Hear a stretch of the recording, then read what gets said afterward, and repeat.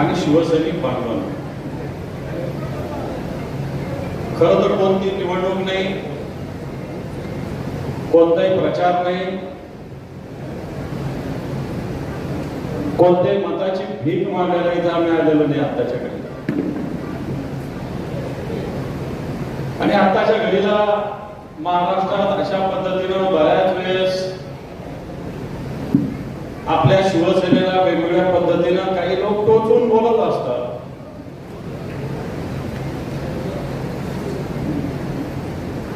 पण सकाळी एकदा संजय राऊत साहेब बोलले की दिवसभर संजय राऊत साहेब काय बोलले याच्यावर दिवस चालत असतो. मग जर शिवसेनेला असं बोलत असाल तर मग संजय राऊत साहेबांच्या याच्यावर तुम्हाला बोलायची काय गरज आहे?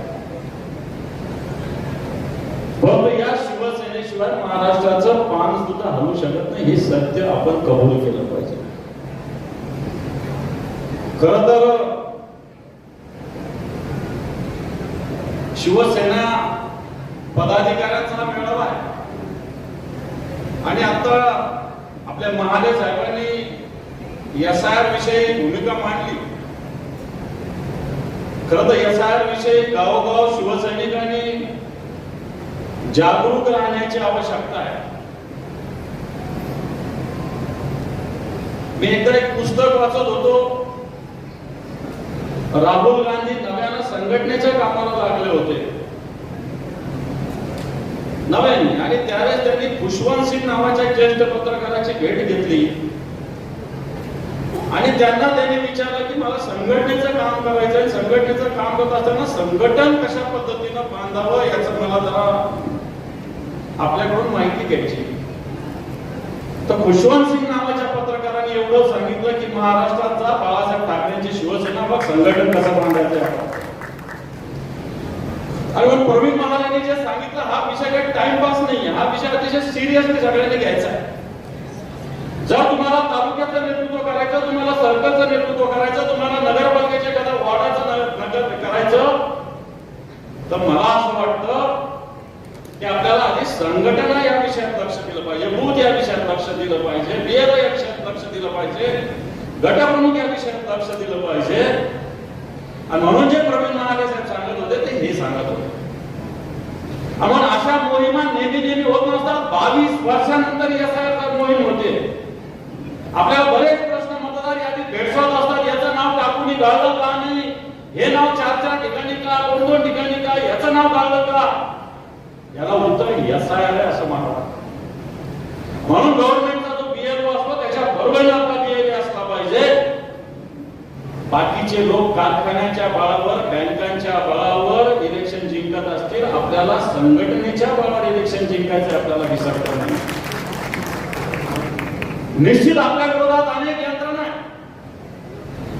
यंत्रणा सत्तेचा दबाव आहे. परंतु शिवसेना हा काही बाकीच्या पक्षासारखा पक्ष नाही. शिवसेना एक विचार आहे, शिवसेना एक स्वाभिमान आहे, शिवसेना एक अंगार आहे. अनेक घोडाघोडीचे प्रश्न या शिवसेनेत होतात, परंतु शिवसेना एक निष्ठावंतांची खरी लक्षात ठेवा. आपल्या समोर संजय राऊत साहेब बरेच जण सांगतात मला फार त्रास झाला, माझ्या सोसायटीला त्रास झाला, माझ्या ग्रामपंचायतीला निधी मिळाला नाही म्हणून मी त्या पक्षात गेलो. अरे तू तुझ्या जिंदगानीवर हा माणूस 100 दिवस जेलमध्ये जाऊन आला तरी आपल्याकडून ताकदीने उभा आहे हे आपण सगळ्यांनी बघितलं पाहिजे. बाकी सोडा, निधीमुळे निवडून आले असते, पैशामुळे निवडून आले असते तर तुमचे विखे बाळासाहेब थोरात प्रचार करावा लागला नसता एवढा पैसा यांच्याकडे.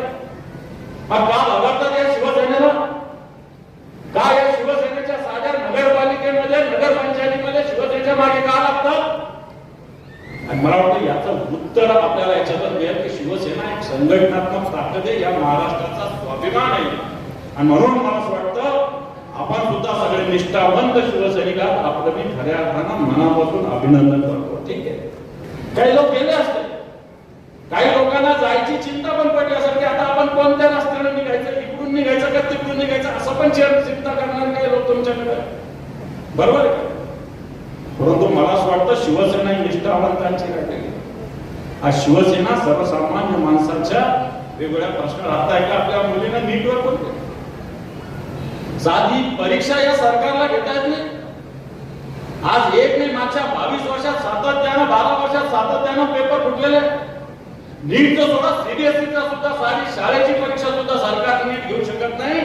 आणि म्हणून हे सरकारला खऱ्या अर्थानं विरोध आपण करू शकतो, या सरकारला आपण धडा शिकू शकतो. आज अनेक प्रश्न, कर्जमाफी विषयी सगळे रोज बोलतात, आज कर्जमाफी होणार, कर्जमाफीची वाट आपण बघतो असं म्हणतात. पण 30 सप्टेंबर याची तारीख आहे कर्जमाफीची. शिवसैनिकांनी याचा विचार केला का? 30 सप्टेंबर कर्जमाफीची शेवटची तारीख गणली गेलेली आहे. सरकार म्हणतं 30 जूनला आम्ही कर्जमाफी देऊ. पण आता खरीपाचा हंगाम आहे, शेतकऱ्याला कर्ज लागतं, कधी लागतं? आताच लागतं ना. कर्ज कधी लागतं शेतीसाठी? खरीपासाठी कर्ज जून जुलै मध्येच लागतं. आणि मग हा प्रश्न बँकावाले देत नाही, सरकार देत नाही, सातत्याने आवाज उठवला. जर 30 सप्टेंबरची कर्जमाफी होत असेल आणि मला उद्या माझ्या खरीपासाठी पिकासाठी कर्ज घ्यायचं तर मी कर्जमाफी बसतो का नाही बसतो? जर मी माझं नवं जुनं केलं तर मी कर्जमाफी बसणार नाही. बँकेचे सोसायटीचे लोक असेल तर हा प्रश्न महत्वाचा आहे. जर मी कर्ज उचललं तर मी कर्जमाफी बसणार नाही. आणि मी कर्ज नाही उचलला तर यावर्षी तर खरीप घेऊ शकत नाही. सत्य आहे का असत्य आहे? खरं आहे का खोटं आहे? मला असं वाटतं हा प्रश्न आताच्या वेळेला शेतकऱ्याचा महत्वाचा प्रश्न आहे. आणि म्हणून हा शेतकऱ्याच्या कर्जाचा महत्वाचा प्रश्न आहे, कांद्याचा प्रश्न आहे. आज कांदा 50 पैसे, 12 आणे, 8 आणे, 4 आणे रुपये किलो गेला. मुंबईला विचारलं तर मुंबईला 30 रुपये किलो कांदा आहे. आपल्या इथल्या बाजारात गेलं तर रुपया 1.5 रुपयाला कांदा आहे. मुंबईच्या बाजारात 30 रुपये किलो कांदा आहे, मध्ये 29 रुपये जातात कुठं? नाफेड सारख्या संस्था या कांदा खरेदीसाठी सरकार नेमून विचारलं. या महाराष्ट्रात 130 लाख क्विंटल कांद्याचं उत्पादन, 130 लाख टन. 130 लाख टन असताना फक्त 2 लाख टन खरेदी करायला नाफेडला सांगतात. अजूनही नाफेड कुठं खरेदी करतं शेतकऱ्याला माहिती नाही. पण शेतकऱ्याचे प्रश्न सुद्धा शिवसैनिकांनी गावोगाव तालुका न्याय हाती घेण्याची आवश्यकता आहे. आज पिकाला हमी भाव नाहीये. कोणतं पीक काय भावाने विकलं जाईल? मी कांदा घेईल, मी कापूस घेईल, मी ऊस घेईल, पण त्याला भाव काय मिळेल याची चिंता आहे मला. मला असं वाटतं बाजारात आज या शेतमालाला भाव नाही. हे सरकार, मोदीचं सरकार म्हटलं होतं की आम्ही शेतकऱ्याला हमी भाव देऊ, परंतु सरकार हमी भाव देऊ शकत नाही. आज तुमच्या या अहिल्यानगर जिल्ह्याचे मोठे मोठे नेते मंत्रिमंडळात काम करतात, पण आजही इथं यायला तुम्ही बऱ्याच रस्त्याला आले. रस्ते कसे तुमच्याकडे? खरंय चांगले का खरंय खराब रस्ते? मोठे मोठे मंत्री या राज्याचं नेतृत्व करू पाहतात, पण या अहिल्यानगर मधल्या रस्ते अजून नीट शिल्लक नाही. सिंचनाचा प्रश्न जसाच्या तसा या अहिल्यानगरचा गावगाव पिण्याच्या पाण्याचा प्रश्न आहे. सिंचनाचा प्रश्न या अहिल्यानगर सारख्या जिल्ह्याचा सिंचनाचा प्रश्न आहे, रस्त्याचा प्रश्न आहे. वाटतं शिवसैनिकांनी काय काम करायचं विचारायची गरज नाही. एखादा रस्ता खराब असला, एखाद्या गावाला पाणी येत नसलं तर रस्त्यावर उतरलं पाहिजे. हीच शिवसेना लक्षात ठेवा. ही शिवसेना मेळावा झाला, पुन्हा 4 महिन्यात दुसरा मेळावा, याला अर्थ नाही. मात्र येणाऱ्या काळामध्ये अशा पद्धतीने आपल्याला उतरायची आवश्यकता आहे. आज औद्योगिक विकास या नगरचा नाहीये. या नगरमध्ये इंडस्ट्री नाहीये. ज्या इंडस्ट्रीच्या बंद करण्यासाठी नगरचे लोक प्रयत्न करतात, अशा प्रकारची स्थिती आहे. आणि म्हणून बांधव या नगरच्या प्रश्नाविषयी, अहिल्यानगरचं नाव तर अहिल्यानगर झालं, अहिल्यानगर तर झालं, परंतु या अहिल्यादेवीचा पुतळा काशीला भारतीय जनता पार्टीच्या लोकांनी कसा तोडला जाऊन बघा. अहिल्यादेवी नाव देता, परंतु या अहिल्यादेवीचा काशीचा पुतळा कशा पद्धतीने या भारतीय जनता पार्टीच्या सरकारने तोडला. अहिल्यादेवीच्या नावाने यात्रा काढता, परंतु या अहिल्यादेवीच्या होळकरांचा विचाराचा अपमान सुद्धा हे भारतीय जनता पार्टीचं सरकार करत आलेले मानतो. आणि मी आपल्याला सांगेल की येणाऱ्या काळात शिवसेना संघटना बांधणी महत्वाची आहे.